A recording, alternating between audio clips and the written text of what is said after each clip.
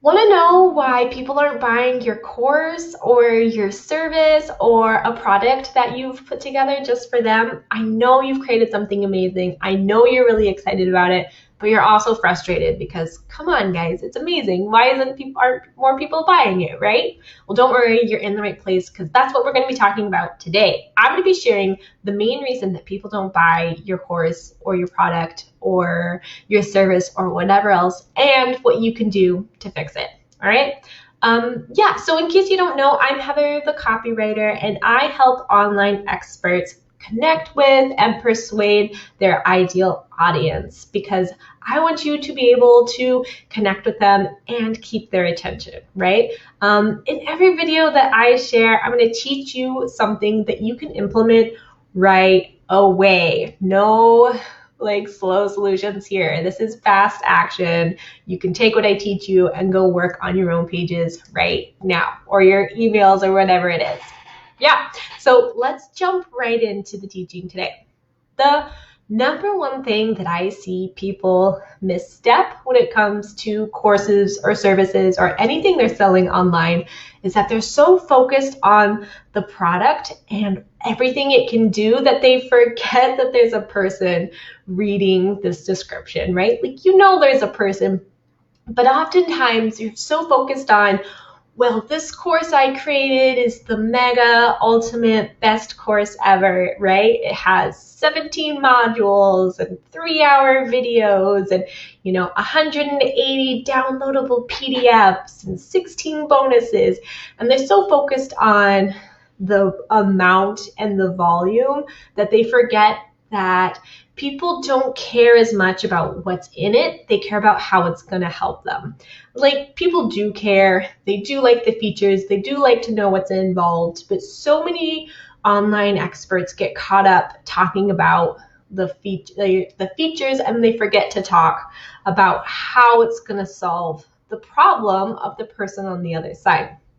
Which actually brings me really nicely to my second point, which is people care more about how you'll fix their problem than what's actually involved in the course. So it has more to do with, do people really believe that this course, that this service is going to help them get from point A to point B, right? They really want to know that what you have is going to help them. Remember, people are selfish. They really don't care what it is as long as it helps them get past their problem. So what you really need to do is be really empathetic. You really need to be focusing on them and helping help and understanding their current problems. You really need to be speaking to their problems and saying, hey, I get it. I see you. I know what it's like to be there, but I also want to know what it's like to get through this and to make it out on the other side. So if people believe that you are the one, that this course, that, this, the service that you have will really get them to the other side, you're golden. You're great. So what you really need to be making sure that you do is you emphasize with their current problems, because if you are too early or too late in the problem that they have, they won't think that you're the right product for them. The best example I can think of this is, think about a mom with a newborn baby, right? You don't want to be buying her things that she had pre-baby, right? I mean, that's not the focus of what she needs right now. Nor do you want to be buying things for her that, for her child, her new baby, that aren't relevant to her. You don't want to be buying a bicycle for a newborn. The newborn does not need a bicycle, right? Can she sleep in her garage? Yes, but that's not her current pressing need. You need to be thinking about, what are her current problems and how can I help solve them? I can buy diapers because she's about to need a lot of diapers, right? And so I see where you are now and I'm going to help you with that. This was obviously not a perfect example, but it's the best way I can think of meet your clients where they are now, not in the future, not in the past, now. So you really need to understand what problems they have, what frustrations they have, and that's how you're going to persuade them and let them know that this service is the right one for them right now to help them solve their problem. So that brings me to point number 3, which is how to fix and how to tweak your marketing so that your service and your course and your product are more likely to sell, right? You're more likely to get sales when you do this. And what you need to do is find the 1 or 2 core problems at the root of your clients, like the root of their issues, and then you're gonna show how your service and your course will fix that. So I came up with an example for you guys.